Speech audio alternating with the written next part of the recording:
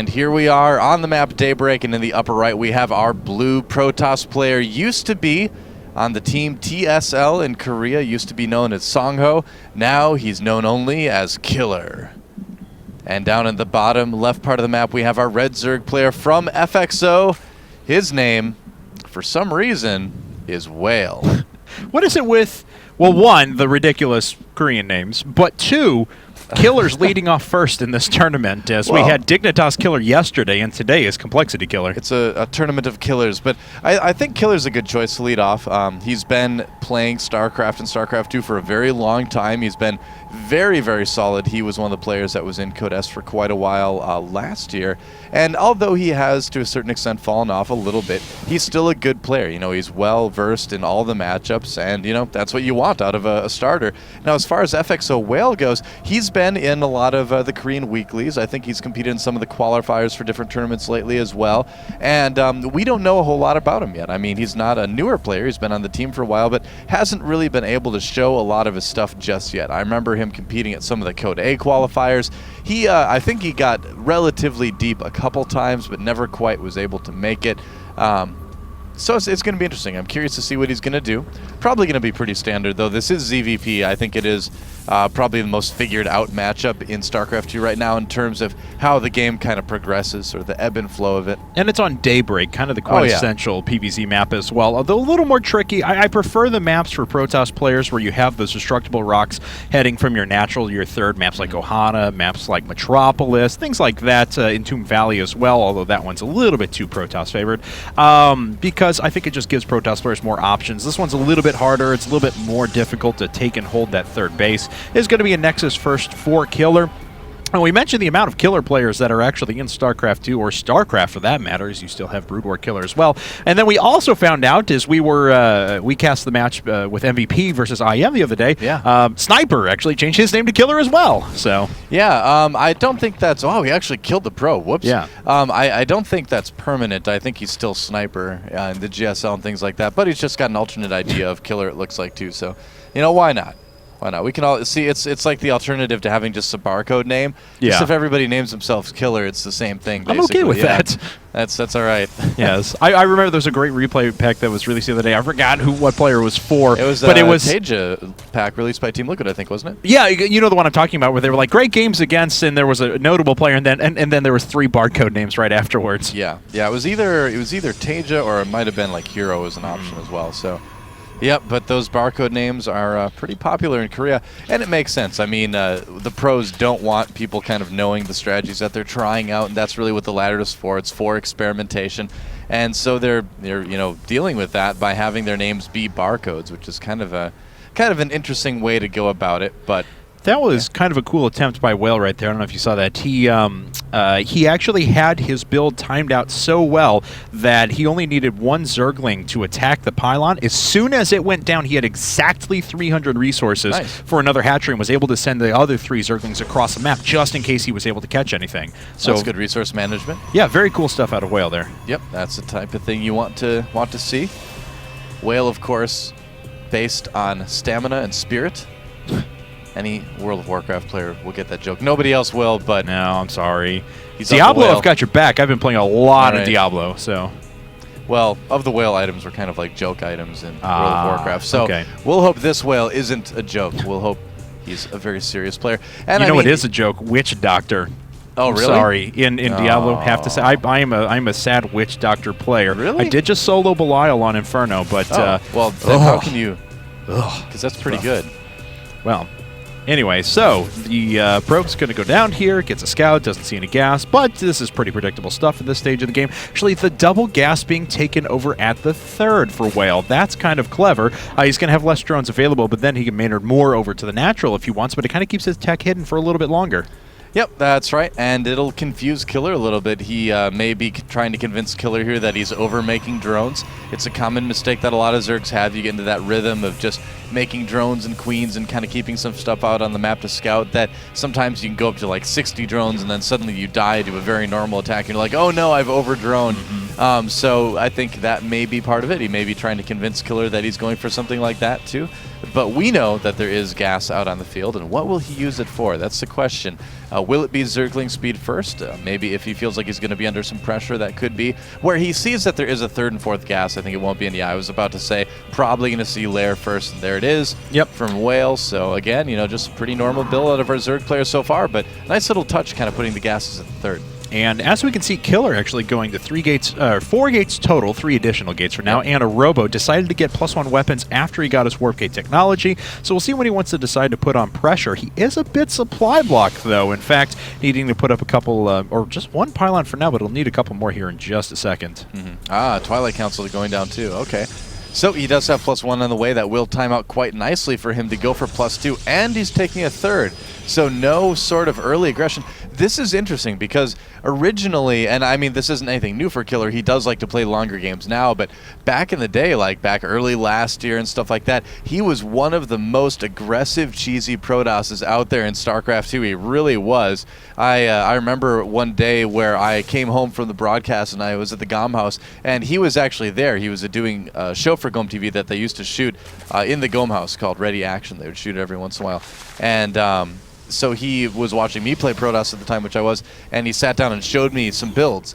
And the build he showed me was like the 5-gate Nexus cancel versus Zerg, and he told me I should just 4-gate Terran and all that. And he wasn't trolling. That's just how he played back then. He really liked to be aggressive, get those all-in victories, and kind of made a name for himself doing that. But yeah, lately, you know, the last 6 months or so, later part of 2011, really kind of changed his style into a more well-rounded Protoss player. And so, yeah, it's kind of funny to see where he came from, though. Now, we've seen other Protoss players that have done this, notably Huck yesterday in the set against Dignitas used this exact building configuration to go ahead and protect his third with a little bit fewer resources than needed to go ahead and completely wall this off. So a clever move there, and I really like that. So Killer going to be pretty easily on 3 bases now. His opponent did get a great look of his entire base with that Overseer, but as we can see, just taking down the destructible rocks. Whale's going up to a 4th. He has Burrow on the way, and Pathogen Glands are researching, so Infestors coming soon. Yeah, kind of a no-rush 20 here game from these guys. Both of them playing pretty passively. Yep, trying to snipe that Observer rather, and he will barely get it. Well, that was close, but well does done. end up getting it. And look at this, a Stargate coming up at an interesting time for Killer. You don't usually see too many Stargates come out around the 10-minute mark, so I love I'm curious what he's going to do with that. I love the players that are more or less rushing for Mothership along with 3 bases. They get a strong Gateway core.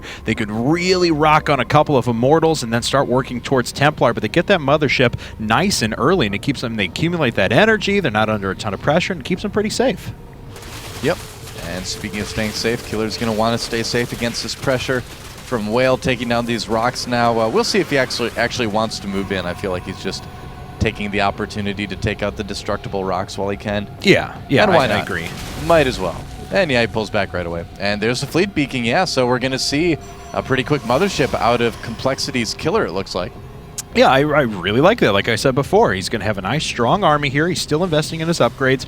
And as we can see, he's been on 3 bases really without any problem. But I have to say, though, Whale has kind of done the same thing. He's on 4 bases now. He's got great gas income. He can move into super high-tech very quickly. Baneling Nest coming up now, and we may even see that hive-tech very quickly as well. Yeah, well, I mean, Whale's going for a very common ZVP style right now, where basically you get in there with Roaches and Zerglings, make sure that all their sentries are dead, follow it up with a really big Baneling attack, and you can choose to do drops as well. He's actually getting Overlord speed right now, which might indicate that he wants to go for drops too, but if you can take out those sentries, Baneling becomes really strong, even against Stalkers, because everything's always so clumped up for Protoss. And as we can see now, that Baneling Nest is just about finished up. Pneumatized Carapace is on the way as well for that Overlord speed, so not be surprised to see those drops in just a bit as well. Hive Tech well on the way. 10 more drones popping up for a total of 91. So both these guys playing very no-rush 15, but it's working out well as their macro is in full form.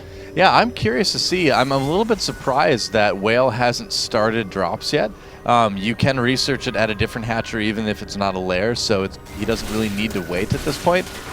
And it looks like, though, that he wants to get a little bit aggressive here. I don't think he's going to be able to do a whole lot, though, because there's so many units out right now for Killer, and there's just that really narrow choke, too. So the likelihood of being able to, or of him being able to get in there and do damage to the third is pretty unlikely. 3 spine crawlers coming up, as I imagine a spine crawler wall is starting to be erected somewhere. Hive Tech did just finish up, so we'll see if we get any hint of what this super high tech is going to be here soon. Infestors do have pretty fair energy. More zealots making their way in. This is not the strongest army in the world for coL.Killer right now. I mean, he will be able to reproduce it all right, but he needs that mothership and needs a Colossus production coming up soon. Yep. Oh, here we go. A lot of Zerglings moving in. This could use up some force fields, and barely getting trapped. Some of the lings do get trapped. Those were really good force fields, I have to admit. Yeah. Not many zealots went down there, and he just crushed through a lot of forces. coL.Killer with some great army management there, and as we can see, looks like he wants to take a 4th base. He's getting his robotics bay. An Ultralisk Cavern is on the way with an additional 52 lings, so it looks like Whale may be thinking about moving out again soon. Yeah, Whale really needs to get in there and do something about those sentries. I mean, fungal growth can, of course, trap the units and get the banelings to connect with them, but it's just so much easier if you can get rid of the sentries and then just kind of surround your opponent. But he is going for that Infestor Ultra style with the lings, you know, attached to that as well. So he can't just kind of crush through force fields with that, force his opponent to blink away and then kill the very valuable Stalkers and Zealots to a certain extent, and then just kind of deal with the Stalkers separately. It's something that, it's actually one of my favorite ZVP strategies. I really kind of like how it works, you know, how it kind of picks apart the Protoss army. Yeah. It's really clean. It's cool. Second robotics facility coming up, and 47 banelings are morphing in now. Wow, that is a pretty impressive amount of banelings, I do have to say. So it's going to be quite a few of them. Morphing in another bunch here in a second. He's going to be on a total of 51. So using all of his resources for that. We do have our first Colossi starting. Well, they were actually starting to pop out. Is there one on the field? No, there's not. He canceled it. He actually had it building and then canceled it in favor of a Warp Prism, but they are going to pop out after that. Interesting. So he could do some harassment at the main base if he wanted to. Could just use that Warp Prism for warping in as well. Killer already, or rather FXO.Whale already has his Spire too, so he's getting ready for that possible switch to Broodlords too if he needs to. And Killer needs to be really careful here. He could get his army trapped actually attacking this base. And Whale, with that huge amount of banelings, just wanting to set up for a great flank here. Killer starting to run away now. He's keeping the mothership back at home so he can recall the units right on top of it if possible. And let's see what is Whale going to do. Starting to attack him. Banelings starting to roll through as well. Most of the Zealots and Sentries have all fallen. It's just the Stalkers that ended up getting away. And that's exactly, you know, what we were talking about earlier. When you have this type of force, you can make them blink their Stalkers off of it, which leaves the Zealots and the Sentries completely exposed. And after killing those, suddenly FXO.Whale's army is really strong. He can now connect and get in there with those banelings if he's able to fungal, and even if he isn't, he's able to get those Stalkers to blink away and just really kind of push Killer around the map right now with this composition. This 4th base could be in a bit of trouble here. What is Whale going to do? Looks like he's trying to draw those forces out of position. Oh, but a Vortex catching so many of the banelings. Looks like the Ultralisk are just going to jump inside. Pretty smart decision out of Whale, so he keeps all of his units together there.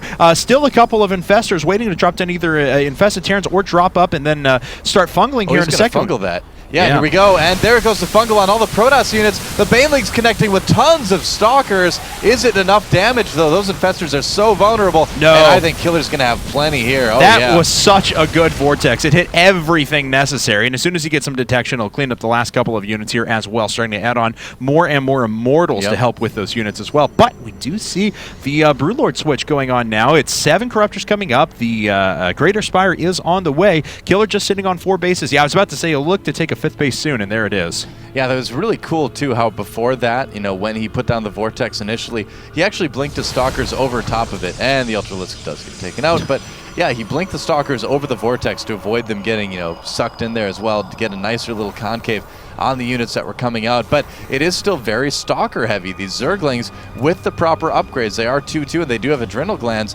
do have the ability to do a lot of damage to an only Stalker composition. And so he's going to need to make sure he keeps some Archons in with that as well. And Whale trying to get in and do whatever damage he can, but he's just kind of running into a brick wall no matter where he goes. But at the same time, he's going to attack down at the 4th, and that actually could do quite a bit of damage. Killer forced to react, pulling some units aside as he tries to make his way down there. This Nexus is certainly in trouble, though. Oh, yeah, it's certainly dead. And some links coming off to break off some of those units as well. 4th base taken out by FXO.Whale. Does lose some Zerglings there, but he's done a decent amount of damage with this. That's not bad. Yeah, maybe able to snag a couple of gateways as well, and breaks down that wall up at the front. Very nice job. Yeah, so I mean, losing a lot of Zerglings like this, it's not very expensive, but the one thing that it does cost you a lot in is larva. You use a lot of larva, obviously, getting all those zerglings. And even if you have a good bank built up, if you don't have larva to use it, then suddenly your army is in real trouble here. It looks like there was an attempted drop there with that Warp Prism, but it didn't quite work out. Stalkers, or rather Corruptors in hot pursuit.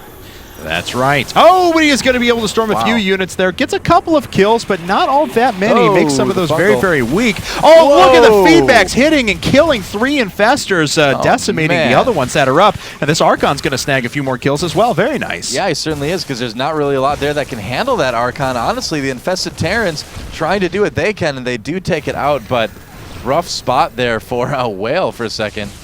All right, well, Killer going to try and just walk right through the middle of the map. Destructible debris going down. Finally has a couple of Colossi in with this army as well, and bringing the mothership up to the front, not keeping it at the back anymore to recall if necessary. Just going to go ahead and power through. Oh yeah, it's time, and I think Killer's in a pretty good spot to take this game. He has got an almost unbeatable army. There's a lot of Broodlords there, but we just saw a lot of the Infestors die on Whale's side, so the Fungals aren't going to be quite as prevalent. Now, Killer still needs to be careful engaging something like this because of all the spine crawlers, everything like that. But, you know, he's looking pretty good. He's about 36 supply ahead right now. Second Spire on the way. Whale still trying to get upgrades, and his gas income is a little bit low, too. So we'll have to see what Killer decides to do, how he decides to engage it, because I feel like he should. You know, he should go after something right now, but you do need to pay close attention to how you go about doing that. He does have a couple of Vortexes available. Neuroparasite is on the way, but not quite finished yet. When that gets done, it'll be a little bit of a different story. Yep. And it looks like Killer, sorry, there we go. Killer going to go ahead and bounce through and try and take out a couple of units here, at least test the waters, but finds that there's a nice defensive position there with Broodlords for Whale. Yep, pretty difficult to break that. I mean, we saw Hero try to do it with carriers all the time in that game. I believe it was on Entombed Valley the other day. And it just didn't work, so you do need to be careful. Oh, blinking ahead, trying to take out a Broodlord or two. Willing to sacrifice those Stalkers. He gets one. Yeah. About 1.5 total. Yeah, replaces them with High Templar, though, which was his idea, and wants to get that Warp Prism up as well, so Not we a bad can trade. continue redropping. So, looks like Killer going to take his 6th base here. Both players on 5 at the moment. No 6 hatchery quite yet for Whale, but there we go. We see it queued up right now. Yep. Automaton trying to block it. Yep. Manor Automaton. Manor. Yep. They're just too powerful, man. He's got to block everything. Well, speaking of too powerful, both players essentially too powerful to be attacked right now. Neither one really wants to go in and do anything. Some probes being sacrificed now by Killer. Are these like banks? They're too big to fail, and so they desire a bailout? I don't know. They are too big to fail. We need a neural mothership to bail out Whale here. This is an enormous amount of spine crawlers. I just want to point that out. How many are sitting over here as well? That's 2 pages worth. So yeah.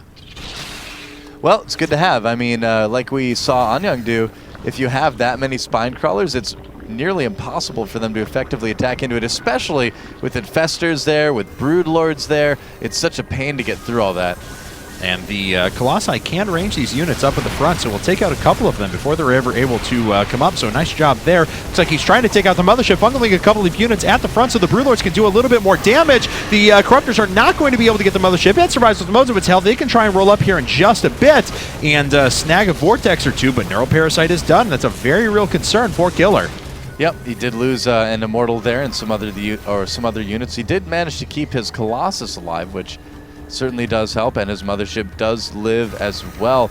Right now, Whale with the slight supply advantage, but these guys have split the map. It is half map versus half map right now. Every base has been taken, so now it's just a big matter of upgrades. It's a matter of positioning. It's a matter of killing Templar with infested Terrans, because it's funny. Boom. Ouch. Well, so Killer now, we'll see what he ends up moving into here in just a bit. 2 more Colossi on the way, and that's, he was freeing up a little bit of supply before and losing a little bit, I guess I should say, too, and chooses to replace it with a few additional Colossi, but there's a huge air contingent for Whale still remaining. 16 Broodlords sitting on 1/1 upgrades. That's a ton of Broodlords, and if they get Vortex, that will be a lot less Broodlords in the end, but we'll see. I mean, it all depends. If a Neural Parasite gets used on that mothership and he's able to Vortex like half of Killer's units, he's still going to be in great shape. And what are those Corruptors doing? I have no idea, but now they're dead. So. Yeah, that was kind of a bad idea. There was an Overseer in with those Corruptors as well, so I wonder if that was just a misclick that he meant to send the Overseers there and had him hotkeyed wrong or something. Because I could see him sending an Overseer over there to check out the army, but Not sending all those corruptors. It's a little bit weird. Go probes! And looks like they're just going to steal some minerals, apparently. Well done. This War Prism is going to die, though. Don't even know if it's going to drop off its cargo. Gets off 1 High Templar. Will that be enough to snag some kills? Yeah, 5 more worker kills there, so not too bad. Sure will. And here comes the push now from coL.Killer.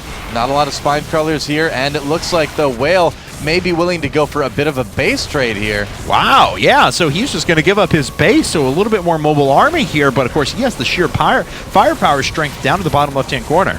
Yeah, well, here's the thing. I mean, when you're in this sort of situation, it's actually not bad for Protoss because it takes a long time for the Broodlords to reposition. That's why Whale just had to go ahead and take that base and give up his because he knew there was no way to get there in time.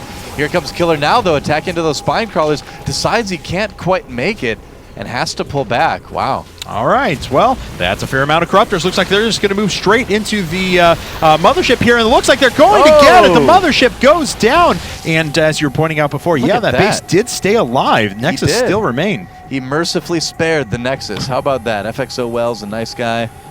And FXO.Whale's in a bit of a tight spot. I mean, he had a base denied. He did kill the mothership, but his opponent's max sitting on a ton of resources, and so he'll be able to drop down infinite stalkers or whatever he wants as this game moves along. Yep, there we go. A little bit of infested Terran block to keep the Archons away. The Colossi distracted with that as well. Getting focused. Oh, wow, the Colossi died so fast.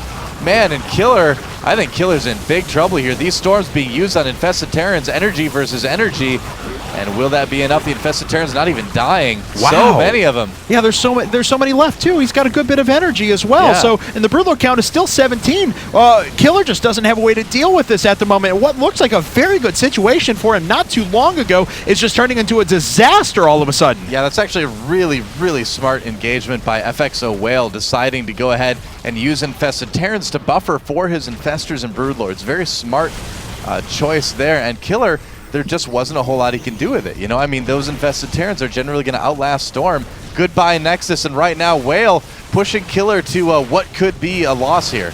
All right, well, Killer trying to reinforce with whatever he can. He's gone through his bank very, very quickly, and that's just too many Broodlords. I'm sorry. I mean, he fungles everything. The Stalkers are all pinned down. They can't even get underneath the Broodlords. Finally, 1 or 2 of them are going to fall here, but the rest of the Stalkers are going to go down. It was a desperation move, and it did not work out. GG. Wow. Yeah. I'm a little bit surprised about that. And FXO.Whale takes game number 1 for FXO Korea.